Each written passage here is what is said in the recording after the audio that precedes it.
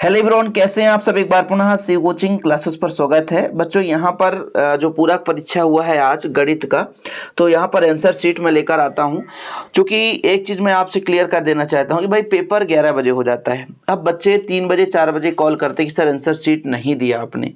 अरे मेरी क्या गलती है। जैसे यदि आपका एग्जाम हुआ और जो बच्चे शिव कोचिंग क्लासेस से पढ़ रहे हैं यार, तो नंबर हर वीडियो में देता हूँ। तो आप लोग पेपर यदि भेज देते तो आपको दोपहर में सोल्यूशन मिल जाता। अब 4 बजे 5 बजे कोई पेपर भेज रहा है, ठीक है, ऑल टाइम तो खाली नहीं रहता, इसलिए लेट हो जाता है। तो आप लोगों से रिक्वेस्ट यही रहता है कि आप लोग पेपर जरूर भेज दें, फिर हमारे पास टाइम रहता है तो हम सोल्यूशन प्रोवाइड कर देते हैं। चलिए यहाँ पर देख लीजिए फटाफट, जिनका भी जो भी है। जैसे सेट सी है, लेकिन इसमें सेट से मतलब नहीं है, क्वेश्चन आगे पीछे रहता है, बाकी सब सेम है। आप अपना क्वेश्चन मिला लेना। हाँ, कुछ क्वेश्चन ऐसे भी हैं जिनकी परिभाषा वगैरह यार, तो आप परिभाषा वगैरह है ना कहीं से भी लिख सकते हैं। अब मैं डायरेक्ट यहाँ पे सिर्फ ऐसे क्वेश्चन बताऊंगा जो कि वास्तविकता में ऑब्जेक्टिव में आपके कितने अंक सही है गलत है वो मिला पाएंगे। सबसे पहले बात करते हैं यहाँ पर। देखिए पहला प्रश्न, देखिए फोटो भी इतना क्लीन नहीं देते हैं कि जिससे पीडीएफ बनाओ तो अच्छे से समझ में ही नहीं आता है। तो हम कर क्या सकते हैं, कोई बात नहीं है। रिक्त संबंध को परिभाषित कीजिए। रिक्त संबंध इस प्रकार से है कि कोई भी किसी प्रकार से संबंध ना हो। यानी कहने का मतलब ये हुआ कि ए हमारा एक समुच्चय है, वो इस प्रकार से हो कि ए का कोई भी अवयव ए के किसी भी अवयव से संबंध ना रखे। मतलब ये फाई जो है सबसेट होगा ए क्रॉस ए। मतलब ए क्रॉस ए का मतलब होता है ए और ए के बीच हम कई सारे संबंध स्थापित किए, लेकिन उनमें से ऐसा कोई भी संबंध नहीं है जो कि ए का संबंध ए से हो। तो आपका रिक्त समुच्चय या रिक्त संबंध कहला जाता है। समुच्चय ए पर परिभाषित संबंध आर एक रिक्त संबंध कहलाता है यदि ए का कोई भी अवयव ए के किसी भी अवयव से संबंध न रखे। ठीक है, अगला नंबर बच्चों, कास इनवर्स कास 7 पाई/6 इसका मान कितना होगा। कास इनवर्स कास 7 पाई/6 का मान, तो इसका मान भाई साहब यदि आप कैलकुलेट करोगे, जब सॉल्यूशन लगाओगे बच्चों, तो इसका मान निकल कर आएगा। इसका मान आएगा 5 पाई/6। यहाँ पर मैं पूरा सॉल्व नहीं करूंगा क्योंकि सॉल्व करने में वैसे भी पूरा टाइम चला गया है। अब यहाँ पर यदि एक आव्यूह दे रखा है और ए का परिवर्त ज्ञात करना, मतलब ए का मान दे के रखा है 1 2 3 और बोला परिवर्त में ये हो जाएगा 1 2 3 और ऐसे में संक्रिया कभी नहीं लगता, तो इसका मान खत्म, 0 आएगा, कोई मतलब का नहीं है ना। मतलब यहाँ पर देखिए ए का परिवर्त ये आपका मान लीजिए पंक्ति में दे रखा है कि एक पंक्ति है और एक स्तंभ, ऐसे में कहाँ से गुणा तो कर सकते हैं लेकिन घटा नहीं सकते, इसलिए इसका मान आएगा ही नहीं, 0 आएगा। इसका मान बच्चों कितना आएगा, जब त्रियक गुणा होगा तो कास ए कास बी साइन ए साइन बी का लगेगा, है ना, बीच में माइनस लग जाएगा, कास ए कास बी माइनस साइन ए साइन बी, जिसका फार्मूला हो कास ए प्लस बी, मतलब 20 70 90, कास 90 का मान कितना होता है 0, तो इसका मान 0 हो जाएगा। ठीक है, ये चीज हो गया बच्चों। व्यापक हल, इसका एक लंबा चौड़ा हल है, तो क्वेश्चन इसको जरूर आप YouTube पे देख लेना किसी भी चैनल के माध्यम से, या आपकी बुक में व्यापक हल निकालते बन जाएगा। इसका मैं आंसर बता देता हूं बच्चों। इसका 0.2 दे के रखा है, बटे में 0.6 करोगे तो इसका मान आएगा 1/3। कितना आएगा 1/3। तो एक क्वेश्चन मैं छोड़ रहा हूं जिसे आप लोग करना, बाकी कोई भी क्वेश्चन छूटेगा नहीं। ठीक है, यहाँ पर रिक्त स्थान में अब सही विकल्प चुनकर लिखना है। x² ना तो एकेकी फलन ना तो आच्छादक है। कास इनवर्स x बराबर बाई है, तो कास इनवर्स किससे कहां तक संबंध रखता है बच्चों, बताना है आपको। तो इसका संबंध जो होता है यहां से होता है 0 से पाई तक, 0 से पाई तक होता है, तो ये आपका हो जाएगा फर्स्ट नंबर होगा ना। अब नीचे नंबर है सी नंबर भी 0 से पाई, लेकिन ये बराबर में नहीं है, इसलिए आपका राइट आंसर फर्स्ट ही हो जाएगा।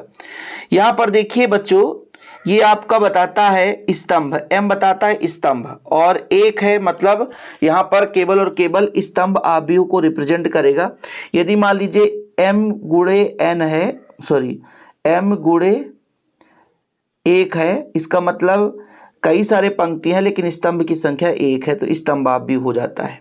इसके बाद यहाँ पर इसका मान तिर्यक गुणा करोगे और सॉल्व करोगे तो यहाँ पर आ जाएगा +/6। इसके बाद बच्चों इसका देखिएगा ए और बी दो घटनाएं इस प्रकार से है कि ये आपस में बराबर है, तो इसका ऑप्शन नंबर डी हो जाएगा राइट आंसर। ठीक है, अगला क्वेश्चन देखिए। अगला क्वेश्चन, मान लीजिए ए और बी इस प्रकार से कि मॉड ए बराबर 2 हो गया, मॉड बी और √3/2 है, तो ए क्रॉस बी मात्रक सदिश है। इसका राइट आंसर कौन सा हो जाएगा, ठीक है, इसका राइट आंसर होगा आपका π/4। ठीक है, ये आपका बी नंबर होगा। सारे क्वेश्चन सॉल्व भी किया हूं बच्चों, इसलिए तो टाइम लग जाते हैं यार, क्योंकि गलत नहीं होनी चाहिए ना, नहीं तो भर भर के कमेंट आते हैं एक गलत में तो बहुत सारा क्वेश्चन कि सर आप कैसे गलत कर दिए। इसका मुख्य मान बताना है, इसका मुख्य मान सॉल्व करोगे तो 2π/3 2π/3 यानी 2π/3।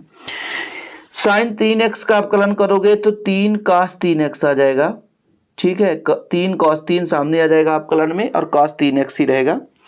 यहाँ पर बच्चों आपका क्षेत्रफल होता है πr², है ना। जब इसका r के सापेक्ष अवकलन करोगे तो 2πr आ जाएगा। फिर r का मान 2 सेंटीमीटर है तो रखोगे तो 2 दूना 4π, तो 4π सेंटीमीटर स्क्वायर पर सेकेंड। 4π क्षेत्रफल में परिवर्तन है तो सेंटीमीटर स्क्वायर पर सेकेंड लिखना पड़ेगा।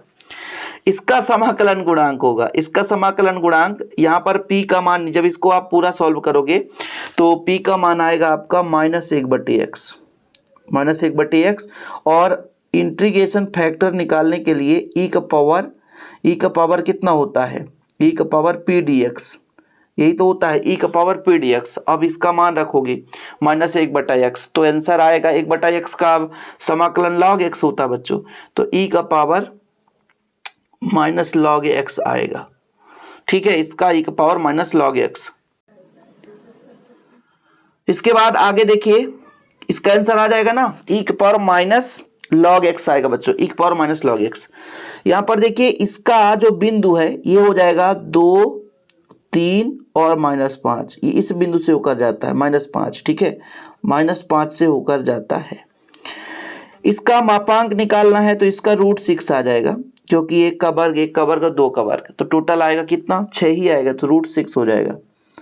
चलिए आगे चलते हैं बच्चों, सही जोड़ी मिलान करना है, बड़ा लंबा चौड़ा है यार, सही जोड़ी मिलान करना है। पहले का आंसर बताना है, पहले नंबर का, इस पहले नंबर का बच्चों देखिए, थोड़ा सा मैं और यहाँ पे बता देता हूँ, जो मिल रहा है ना तो वो थोड़ा आसान हो जाएगा। तो यहाँ पे इसका आंसर अवकलन ये हो जाएगा। ठीक है, याद रखिएगा। और पहले नंबर का जो अवकलन होगा ये पहले नंबर का हो जाएगा। ठीक है, फर्स्ट नंबर का अवकलन हो जाएगा 1/, है ना। ठीक है, ये आपका फर्स्ट नंबर का हो जाएगा f। ठीक है, तो पहले नंबर का f हो जाएगा। दूसरे नंबर का बच्चों इसका मान होगा, इसका मान ये आपका राइट आंसर हो जाएगा, साइन इनवर्स वाला ये। तो दूसरे नंबर का मैं यहाँ पे लिखते चलता हूँ ताकि आपको दिक्कत ना होगा। दूसरे नंबर का e हो जाएगा, तीसरे नंबर का a है, हो ही गया है। ठीक है, फिर आपका चौथा नंबर है, चौथे नंबर का आपका आगे बढ़ाता हूँ। चौथे नंबर, चलो बड़ा लंबा चौड़ा है यार, चौथे नंबर का आपका g नंबर हो जाएगा। ठीक है, चौथे का g होगा बच्चों, तो चौथे नंबर का आपका हो जाएगा g नंबर। ठीक, फिर पांचवें नंबर का क्या होगा, पांचवें नंबर का c होगा। चलो भाई थोड़ा लंबा है ना, तो स्क्रीन रिकॉर्डिंग में भी नहीं आ रहा है, तो ये आपका पांचवें नंबर का c हो जाएगा। अब कितने बचे आपके 6 और 7। देखो इसका तो आंसर बढ़िया है, 1/x का समाकलन इसका ये हो जाएगा, ये आपका d नंबर। ठीक, फिर बच्चों लास्ट बचा है आपका, इसका मान बताना है आपको। इसका मान कितना होगा, इसका मान आपका हो जाएगा, उल्टा बता दिया मैंने, उल्टा बता दिया भैया, है ना। पांचवा नंबर जो था ये पांचवें का ये वाला होगा। कहाँ चला गया यार, गुम हो जाता है यार, ये गुम जाता है। पांचवें का ये हो जाएगा h नंबर। ठीक है, और ये जो आपका ये इसका c नंबर हो जाएगा, इसका c नंबर। फिर से एक बार क्लियर कर देता हूँ फटाफट, यहाँ पे पहले 4 बताता हूँ। ठीक है बच्चों, देखिएगा, पहले का f, फिर e, फिर आपका हो जाएगा a, फिर इसका हो जाएगा g। ठीक है, इसके बाद 5, 6, 7 में देख लेते हैं। इसका होगा आपका h, इसका d, है ना, और इसका हो जाएगा c। ठीक है, ये आप लोग मिला लेना। अभी और बच्चे भाई, पांचवा नंबर लास्ट नंबर है। देखो पहला जो है आपका असत्य है, ये भी असत्य है, ये भी असत्य है, और 3 आपके सत्य हैं, 3 आपके सत्य हैं, मतलब ये 3 सत्य हैं और ये असत्य हैं, 3 असत्य हैं। ठीक, ये आपका हो गया आंसर। काफ़ी लंबा चौड़ा समय लग गया। बाकी जो भी क्वेश्चन है आप लोगों को शेयर कर दूंगा टेलीग्राम में, पहले भी शेयर कर चुका हूँ। तो जो इस पेपर को देखना चाहते हैं, मान लीजिए कि जिनको भाई 2025 में एग्ज़ाम देना है और उनको लगता है कि किस प्रकार से क्वेश्चन आते हैं, थोड़ा सा आप लोग देख सकते हैं। आपको शेयर कर दिया जाएगा टेलीग्राम में। फिलहाल अभी के लिए इतना ही। काफ़ी लंबा समय लग चुका है आपके लिए बच्चों, लेकिन मेहनत करना ज़रूरी रहता है आपके लिए। जैसा भी आपका डिमांड रहेगा, जल्दी जो भी आपका डिमांड रहेगा उसके आधार पर वीडियो मिल जाएंगे। फिलहाल अभी के लिए इतना ही बच्चों। जय हिंद, वंदे मातरम।